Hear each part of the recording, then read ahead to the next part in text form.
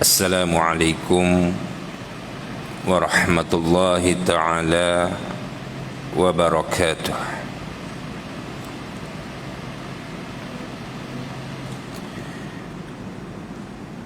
A'udzu billahi as-sami'il 'alim minasy syaithanir rajim.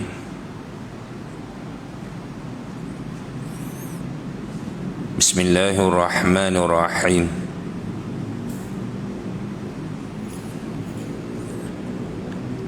Alhamdulillah. Innal hamdalillah nahmaduhu wa nasta'inuhu wa nastahdihi wa nastaghfiruh.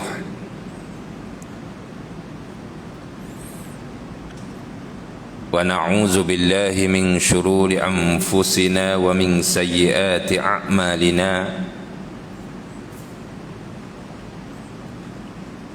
من يهده الله فلا مضل له ومن يضلل فلا هادي له. أشهد أن لا إله إلا الله ونشهد أن محمدا عبده ورسوله. اللهم صل وسلم وبارك على سيدنا ومولانا على آله وأصحابه وأزواجه وذرياته ومن تبعهم بإحسان إلى يوم الدين. أما بعد، فقال رب اشرح لي صدري ويسر لي أمري واحلل عقدة من لساني يفقه القول. آمين يا رب العالمين. Tuan Nazir, Tuan Imam, seluruh kepimpinan ahli jawatan kuasa muslimin muslimat, hadirin dan hadirat yang dirahmati lagi dikasihi Allah Subhanahu wa taala. Pertamanya alhamdulillah. Marilah sama-sama kita merafakkan kesyukuran kita kepada Allah Subhanahu wa taala yang masih lagi melanjutkan usia kita sehinggalah ke saat-saat ini. Dan alhamdulillah hari ini kita telah pun masuk pada hari yang ke-11 kita berpuasa di bulan Ramadan. Dan mudah-mudahan Allah Subhanahu wa taala menyempurnakan Ramadan bagi kita pada tahun ini insya-Allah. Dan mudah-mudahan Allah Subhanahu wa taala jadikan Ramadan ini antara Ramadan yang terbaik dalam kehidupan kita. Tuan-tuan muslimin dan muslimat, hadirin dan hadirat yang dirahmati lagi dikasihi Allah Subhanahu wa taala.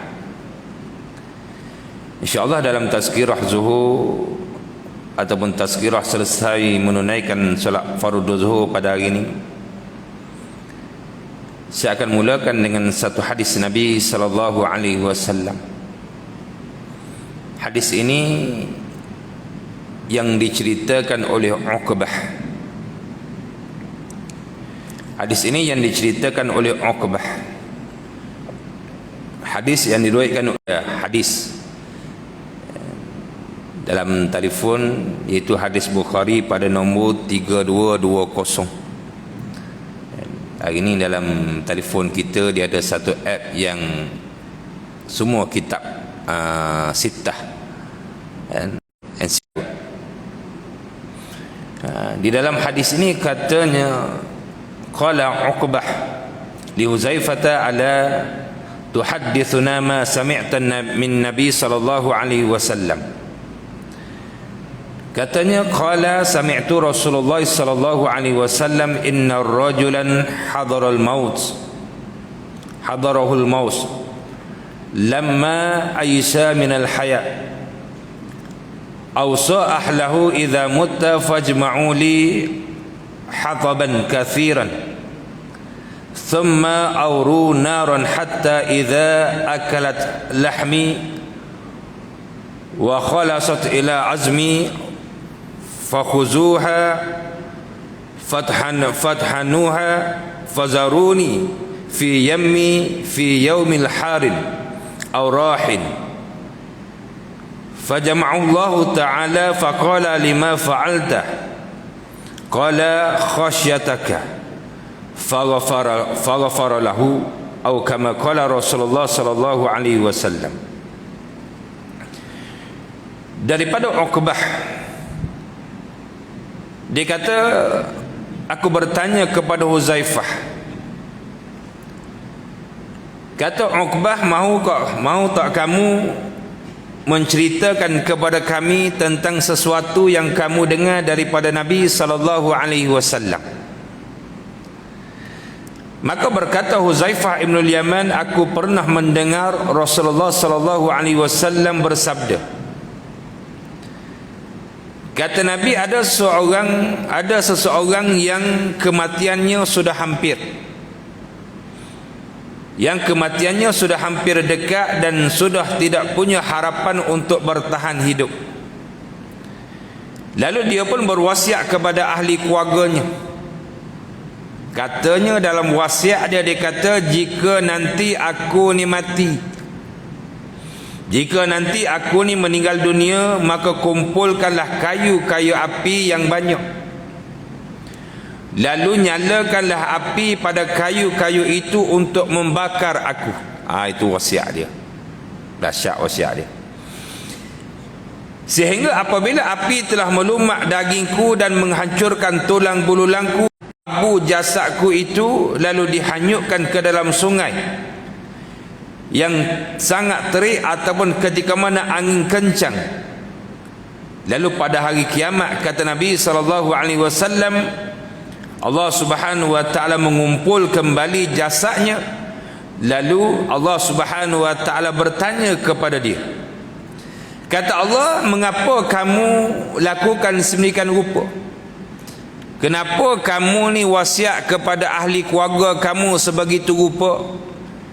Dia kata, ya Allah, sesungguhnya kerana aku ni takut kepada Engkau. Maka kata Nabi sallallahu alaihi wasallam, ghafaralahu Allah taala. Maka Allah Subhanahu wa taala pun mengampunkan dosa dia. Atau kama qala Rasulullah sallallahu alaihi wasallam. Tuan-tuan, di dalam hadis yang kita baca pada tengah hari ini, beberapa pengajaran yang dapat kita ambil. Hadis ini, tuan-tuan, bukan kisah-kisah dongeng ataupun bukan kisah untuk menyedapkan telinga kita untuk mendengar. Tetapi hadis ini merupakan hadis sahih yang diriwayatkan oleh Imam Bukhari, Imam Muslim, Imam Ibnu Majah dan sebagainya. Dan hadis yang Nabi SAW cerita kepada kita ini berkenaan dengan kisah seorang lelaki di kalangan umat-umat terdahulu. Dia ni wasiat kepada ahli keluarga dia supaya mayat dia ni dibakar. Antara tujuan dia supaya dia ni tidak bertemu dengan Allah Ta'ala, kerana sangkaan dia, kalaulah mayat dia dibakar, dia tidak akan dapat bertemu dengan Allah. Dia sangka kalaulah dia ni dikebumikan sahaja, barulah dia ini akan bertemu dengan Allah. Dalam riwayat yang lain, ketika mana ulama mensyarahkan hadis ini, ada sebahagian ulama mengatakan lelaki ini, kenapakah dia wasiat kepada ahli keluarga dia begitu rupa, kenapakah dia takut sangat bertemu dengan Allah, dan kenapakah dia ni tak nak jasad dia dikebumikan. Di antaranya, tuan-tuan, lelaki ini, dia ni banyak sangat melakukan dosa dan maksiat. Dan di antara maksiat yang dia lakukan yang paling dahsyat adalah pekerjaan semasa hidup dia adalah dia ni seorang lelaki yang pencuri kain kafan orang mati. Ni dahsyat. Kalau zaman kita hari ni jahat-jahat pun, tuan-tuan, benda boleh hilang, tapi kalau keranda pengusung orang mati ni jarang nak hilang walaupun besi buruk mahal. Dan kadang-kadang corong atas tu, tuan-tuan, boleh hilang. Saya ingat satu surau di kampung, Pagi hari Tok Bilal nak pergi azan subuh, azan-azan, orang kampung tak datang sebab tak bunyi azan. Semayanglah Tok Bilal dengan isteri dia saja kat surau. Tengah hari nak azan Zuhur pula, orang tanya kenapa subuh tadi Tok Bilal tak datang, sebab tak bunyi azan. Dia kata azan. Rupanya corong atas tu tuan-tuan hilang. Ini masjid punya, surau punya. Dahsyatnya pekerjaan lelaki ini kerana dia ni seorang pencuri kain kafan. Siang hari orang kebumikan jenazah, malam hari dia akan galikan kubur, lalu dia akan ambil kain kafan, pergi cuci, lalu dia akan jual. Tuan-tuan, zaman kain ni berharga tu. Antara, kalau kita baca sejarah para ulama dulu, antara perniagaan mereka salah satunya adalah menjual kain-kain. Tuan-tuan, kerana dia ni selalu duk tengok mayat, curi kain kafan dan sebagainya, sangkaan dia kalaulah satu hari mayat dia masuk ke dalam kubur dengan perbuatan yang dia selalu buat ni, dia tidak akan selamat. Maka dia kata kepada ahli keluarga dia kata, mayat aku ni bakarlah. Kalau aku mati besok, bakar mayat aku, lalu abunya dibuang, ditabur di tengah-tengah lautan yang airnya derah ataupun angin dia kencang. Ini baru kita tahu kan, sengah daripada agama yang bakar mayatnya lalu dibuang abunya. Asal usulnya mungkin di sini. Tuan-tuan muslimin muslimat, ketika mana dia bertemu dengan Allah, Allah Ta'ala tanya kepada dia, mengapakah engkau wasiat kepada ahli keluargamu begitu? Kata dia, ya Allah, kerana aku ni terlalu takut nak bertemu denganmu ya Allah. Maka Allah Ta'ala ampunkan dosa dia. Tuan-tuan, kita berada di dalam bulan Ramadan, bulan yang kita rasa diri kita ni paling dekat dengan Allah Subhanahu wa Ta'ala. Bahkan ayat berkenaan dengan doa Allah Ta'ala sebut, wa idza sa'alaka ibadi anni fa inni qarib ujibu da'watad da'i idza da'an falyastajibu li wal yu'minu bi la'allahum yarshudun. Wahai Muhammad, dan apabila hamba aku ni datang kepada engkau, bertanya kepada engkau tentang aku, jawab kepada mereka, fa inni qarib, aku ni dekat dengan mereka, aku ni dekat. Allah Ta'ala sebut Allah Ta'ala ni hampir dengan kita. Tuan-tuan, jadikanlah Ramadan yang Allah Subhanahu wa Ta'ala berikan kepada kita. Kalau dulu mungkin jarang kita nak semayang sunat, mungkin bermula daripada Ramadan ini kita boleh pelan-pelan sedikit sebanyak tambah solat-solat, ibadat sunat yang kita lakukan. Kalau dulu mungkin sebelum daripada Ramadan kita jauh daripada Al-Quran, mungkin Ramadan ini sebagai pencetus dan juga permulaan perubahan untuk diri kita dekat dengan Al-Quran. Sebab apa tuan-tuan? Sebab Allah Subhanahu wa Ta'ala bukan hanya bersama dengan kita di dalam bulan Ramadan, bahkan Allah Subhanahu wa Ta'ala sentiasa bersama dengan kita. Lagi-lagi kita ni orang yang beriman. Sebab itu kata Allah, aku akan jawab setiap doa yang kamu minta kepada aku. Yang paling penting, Allah Subhanahu wa Ta'ala letak dua syarat kepada kita, falyastajibuli, hendaklah kamu menyahut suruhan aku dan juga beriman kepada aku. Kita berbalik kepada kisah tadi sedikit. Apa kaitan yang saya sebut? Tuan-tuan, kisah tadi, lelaki tadi dia ingat hanya kebumikan mayat dia akan bertemu dengan Allah. Kalau mayat dia dibakar, dia tidak akan bertemu dengan Allah. Hari ini kalau kita menganggap Allah Subhanahu wa Ta'ala hanya dekat dengan kita ketika mana kita berada di dalam bulan Ramadan, maka kita jadikanlah saat, detik pada waktu ini untuk mula perubahan dalam kehidupan kita, supaya kita sentiasa berasa Allah Subhanahu wa taala ini bukan hanya dekat dengan kita di dalam bulan Ramadan, bahkan sepanjang hari, sepanjang tahun, sepanjang minit, saat, jam, Allah Subhanahu wa taala sentiasa bersama dengan kita, mencatat amalan kita, memberikan kebaikan kepada kita, dan juga memudahkan segala urusan mereka yang taat kepada Allah Subhanahu wa taala. Tuan-tuan, pengajaran yang kedua daripada kisah yang kita baca tadi, Allah Ta'ala sendiri berfirman di dalam Al-Quran, di antara mafhum ayat Allah Ta'ala sebut, jangan sesekali kamu ini berputus harapan daripada rahmat Allah. Tuan-tuan, sebelum kita masuk Ramadan, tak kira berapa banyak dosa kita. Dosa saya, dosa tuan-tuan, ya, kita hamba yang berdosa sebab kita manusia. Kata Nabi, kullu ibnul adam khata'un, setiap anak Adam ini dia berdosa. Di antara mulianya orang yang berdosa, kata Nabi, mereka yang bertaubat kepada Allah Subhanahu wa taala. Sebelum kita masuk ke dalam bulan Ramadan, mungkin banyaknya dosa kita, tetapi ketika mana kita berada di dalam bulan Ramadan, Nabi janjikan pengampunan daripada kita. Orang yang berpuasa di bulan Ramadan, man shama Ramadan imanan wa ihtisaban ghufira lahu ma taqaddama min zambi, man qama, dan juga man qama lailatul badr. Ini Nabi, tiga benda Nabi janjikan, tiga perkara Nabi janjikan dengan satu keampunan daripada Allah.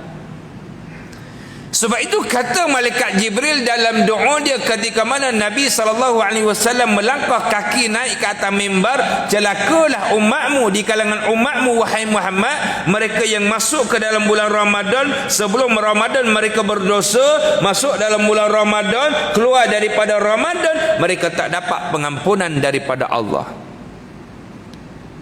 Tuan-tuan, kita hamba yang berdosa, tetapi sesekali jangan kita berputus asa dengan rahmat dan juga pengampunan Allah. Besar mana dosa kita, tuan-tuan, besar lagi pengampunan Allah. Kan? Jangan kita rasa Allah jauhnya kita daripada rahmat Allah. Sebaliknya, jadikan Ramadan ini sebagai permulaan, dan kita keluar daripada Ramadan, keluarlah dalam keadaan suci, bersih daripada dosa yang kita lakukan. Kita jangan jadikan Ramadan sebagai destinasi ataupun bulan yang kita menambah lagi dosa kita, kerana kata Jibril, celaka umatmu ini wahai Muhammad, mereka yang masuk dalam bulan Ramadan, keluar daripada Ramadan, masih lagi tak dapat pengampunan daripada Allah. Sedangkan Nabi sebut Allah Ta'ala janjikan pengampunan kepada kita. Orang tak buat benda lain, tuan-tuan, bulan Ramadan dia puasa saja. Puasa kerja dia nak baca Quran. Dia kata, Ustaz, saya ni tak berapa nak pandai baca Quran. Berzikir tu adalah sikit-sikit, tapi yang saya mampu buat puasa je. Dia kata, tuan-tuan, Nabi janji man shama Ramadan, siapa yang berpuasa di bulan Ramadan disebabkan keimanan dia, nak dapat redha daripada Allah pun, Allah Ta'ala ampunkan semua dosa dia. Sebab itu, tuan-tuan, beruntungnya kita umat Nabi SAW. Kalau umat dulu, tuan-tuan, kita tengok kisah Bani Israel. Kisah Bani Israel, bagaimana mereka nak bertaubat kepada Allah, mereka mesti bunuh diri. Membunuh diri ataupun membunuh di antara satu sama lain. Cara orang zaman dulu, umat dulu bertaubat. Kita tidak. Tanjak bukit pun tak bayar, terjun sungai pun tak bayar, tak. Menghadap Allah Subhanahu wa taala, tadah tangan, bertaubat, istighfar kepada Allah Subhanahu wa taala. Tuan-tuan, mengapa kita perlu bertaubat? Kata Imam Al-Ghazali, ada beberapa sebab. Kenapakah wajib kita bertaubat? Yang pertama, disebabkan dosa besar kita, wajib kita bertaubat kepada Allah. Bahkan wajib kita segera bertaubat kepada Allah. Jangan kita tangguh sesuatu dosa ke dosa yang lain, satu dosa ke dosa yang lain, kerana Kata ulama, orang yang menangguh, orang yang berdosa dan menangguh dosa ke dosa yang lain pula, mereka ini adalah khariju min ta'atillah, mereka yang terkeluar daripada ketaatan kepada Allah. Itu orang-orang yang fasik. Sebab apa kita wajib bertaubat? Yang pertama sekali sebab dosa kita, dosa besar kita. Tuan-tuan, dosa besar kita, tuan, kita wajib juga bertaubat kepada Allah. Jangan saya syukuran kita kepada Allah Subhanahu wa taala. Tuan-tuan, tiap-tiap malam Rasulullah sallallahu alaihi wasallam akan bangkit di waktu malam lalu menunaikan solat dengan solat yang panjang. Sehingga pada satu malam, tuan-tuan, kaki baginda sallallahu alaihi wasallam sakit. Maka dilihat oleh ibunda kita, ibunda orang yang beriman, Ummul Mukminin Sayyidatina Aisyah. Maka kata Sayyidatina Aisyah, ya Rasulullah, bukankah kamu ni tidak ada dosa? Bukankah kamu ni maksum, dipelihara oleh Allah akan segala dosa? Kata Nabi, ya. Kata Sayyidatina Aisyah, kalau begitu mengapa kamu sanggup bangun tiap-tiap malam, semayang yang panjang, semayang yang lama sehingga kaki kamu sakit? Kata Rasulullah, afala abadan syakur, adakah, mengapakah, tak bolehkah aku nak menyatakan kesyukuran aku kepada Allah? Yang ketiga, kenapakah kita wajib bertaubat? Sebab kita nak menyatakan kesyukuran kita kepada Allah. Hamba yang bersyukur kepada Allah sentiasa guna ruang yang ada untuk bertaubat dan juga kembali kepada Allah Subhanahu wa taala. Tuan-tuan, kita berada di dalam bulan Ramadan, bulan yang tiap-tiap malam mungkin kita bangun makan sahur, ada peluang, ada ruang. Ataupun sebelum kita menunaikan salat fardu subuh, sebelum masuknya waktu subuh, ada ruang dan juga peluang untuk kita bermunajat, berdoa, memohon keampunan daripada Allah. Saya ingat tengok video almarhum Ustaz Ismail kamu kan. Dia kata kalau bangun tengah malam semayanglah beberapa, dia kata solatlah beberapa solat. Yang pertama, bangun kalau sempat semayang dulu, semayang tahajud dulu 2 rakaat. Dia kata kalau sempat lagi sambung lagi tahajud 2 rakaat. Dia kata yang ketiga, kalau ada masa lagi, dia kata dosa kita banyak, semayanglah sunat taubat. Yang keempat, dia kata minta dulu lagi sebelum kita berhajat, kita dah minta dengan Allah Subhanahu wa taala. Tuan-tuan, sebelum kita tak terfikir, kita fikir masa kita berhajat saja kita minta dengan Allah. Tapi kata dia, kita minta awal, selalu minta awal, selalu minta dengan Allah. Jangan masa nak hajat, nak sesuatu barulah kita nak minta dengan Allah Subhanahu wa taala. Tuan-tuan, yang keempat, kenapakah kita wajib bertaubat? Kita hamba yang lalai. Sebab itu kita wajib bertaubat kepada Allah. Tuan-tuan, kadang-kadang kita leka, kadang-kadang kita lalai, kadang-kadang kita rasa jauhnya diri kita dengan Allah. Kadang-kadang semayang kita lambat, kadang-kadang semayang kita nak habis waktu baru kita nak semayang. Tuan-tuan, kadang-kadang semayang kita tak khusyuk, lepas semayang macam-macam kita minta dengan Allah. Allah Ta'ala minta kita khusyuk dalam solat. Hatta perbuatan yang paling dekat dengan Allah itu, perbuatan sujud kita dalam solat, kita tak boleh nak bagi hati kita kepada Allah Subhanahu wa taala. Walaupun sujud kita beberapa saat saja, tak boleh nak khusyuk, lalainya kita. Maka kita kembali kepada Allah dengan kita bertaubat. Ya Allah, ampunkanlah dosa kami. Ya Allah, kami lalai, kami banyak-banyak berdoa kepada Allah, mohon keampunan daripada Allah di atas kelalaian kita, di atas kelalaian kita, di atas kelekaan kita.